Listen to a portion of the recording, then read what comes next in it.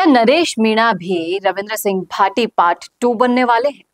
ये सवाल इसलिए हम पूछ रहे हैं कि अक्सर ऐसा ही होता है जब एक नेता अपने दम पर आगे बढ़ने की कोशिश करता है और तमाम उन ढर्रों को तोड़ने की कोशिश करता है जो पार्टियों के द्वारा बनाए जाते हैं सालों साल में।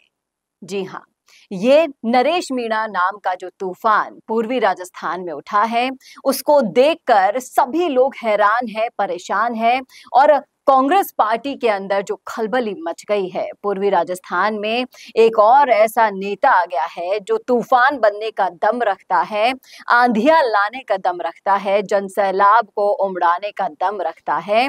लेकिन क्या ये सवाल जो मैंने पूछा था वो हकीकत बन जाएगा? क्या नरेश मीणा भी वैसे ही जीत से सिर्फ एक कदम दूर रह जाएंगे जैसे भाटी रह गए थे? करेंगे इसी मुद्दे पर चर्चा इस वीडियो में, इसलिए बने रहेगा आखिर तक हमारे साथ।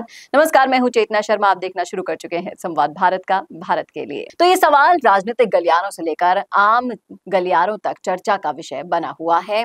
आपको ये समझना होगा, सोचना होगा कि पूर्वी राजस्थान में आज किसको माना जाता है। एक तबका है जो किरोड़ी लाल मीणा जी का समर्थक है, दूसरा तबका है सचिन पायलट का समर्थक। और जहां तक पार्टियों की बात की जाती है तो वहां पर जो क्षेत्रीय राजनीति है, जो जातिगत राजनीति है, उसके आधार पर ये अपनी रणनीतियां बनाती हैं। लेकिन नरेश मीणा के साथ ऐसा क्या हुआ बार बार कि वो इस बार निर्दलीय मैदान में कूद पड़े? नरेश मीणा ने भी भाटी की तरह ही बार बार टिकट मांगा, लेकिन नहीं मिला। बार बार उन्हें आश्वासन दे दिया गया, हर बार उन्हें मोहरे की तरह यूज तो किया गया पार्टी के द्वारा, लेकिन जब पार्टी के उनको इनाम देने की बारी आई एज अ टिकट, तो अपने हाथ पीछे खींच लिए गए।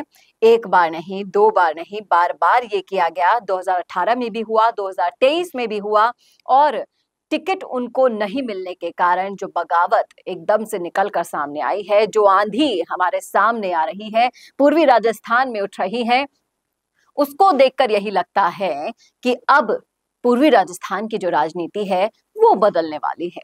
पूर्वी राजस्थान को सचिन पायलट का गढ़ भी कहा जाता है। कई लोग कह रहे हैं कि वो पायलट ही हैं जिन्होंने नरेश मीणा को कभी आगे नहीं बढ़ने दिया, बशर्ते उन्हें मोहरे के रूप में हमेशा इस्तेमाल किया। आपने वो सुना होगा कि कांधे पर बंदूक रखकर निशाना साधा जाता है, लेकिन उस कांधे के बारे में किसी ने सोचा नहीं था। वही कांधा नरेश मीणा भी बनकर रह गए थे कांग्रेस पार्टी में जब तक वो थे। अब उन्होंने निर्दलीय ताल ठोक दी है और जो पूर्वी राजस्थान के अंदर कहा जा रहा है कि अब डर लग रहा है मुख्य धाराओं के उन लोगों को कि नरेश मीणा अगर आगे बढ़ गया, नरेश मीणा अगर जीत गया, लोगों के दिलों में समा गया, तो फिर पार्टी का क्या होगा। और इस तरह से जो कई बार टिकट हाथ जोड़कर भी मांगना इसमें शामिल रहा, कई बार इसमें टिकट बगावत करके भी मांगना शामिल रहा, लेकिन हर बार नरेश मीणा को शांत कर दिया गया। कुछ ऐसा ही, लेकिन यहाँ नरेश मीणा और रविंद्र सिंह भाटी में थोड़ा डिफरेंस है। जब उन्हें टिकट उन्होंने बीजेपी से मांगी, उनको नहीं मिली, लेकिन उन्होंने निर्दलीय चुनाव लड़ा, उन्होंने किसी की बगावत नहीं की, उन्होंने कभी भी ऐसा सांग नहीं रचाया जिस तरीके से अभी रचाया जा रहा है। लेकिन डर यही है कि आप एक आंधी की तरह, नरेश मीणा की यहाँ बात चल रही है कि आप एक आंधी की तरह बढ़ना चाहते हैं, तूफान की तरह आगे बढ़ रहे हैं, जिसमें आप सबको समेट लेना चाहते हैं।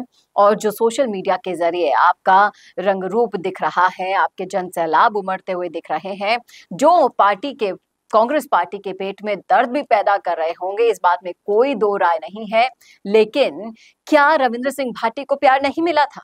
क्या रविंद्र सिंह भाटी जनता के मन में नहीं बसते थे?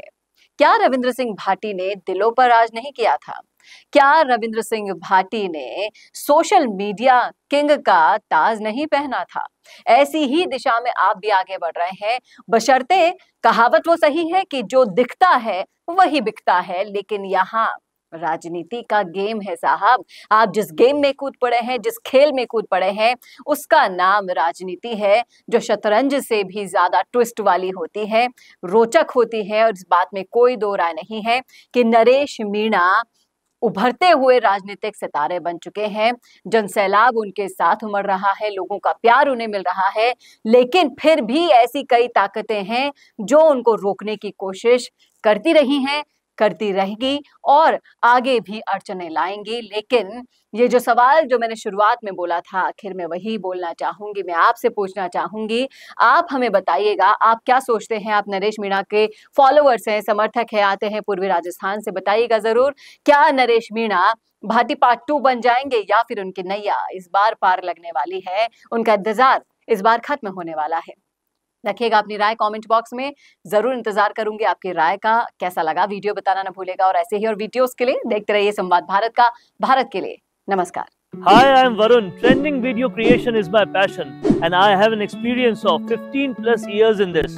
Nowadays, I have observed that videos in natural background like in gardens, restaurants or cafeterias, in conference room or hotel lobbies, etc. are getting more engagements and clicks. I myself created few and they worked so well.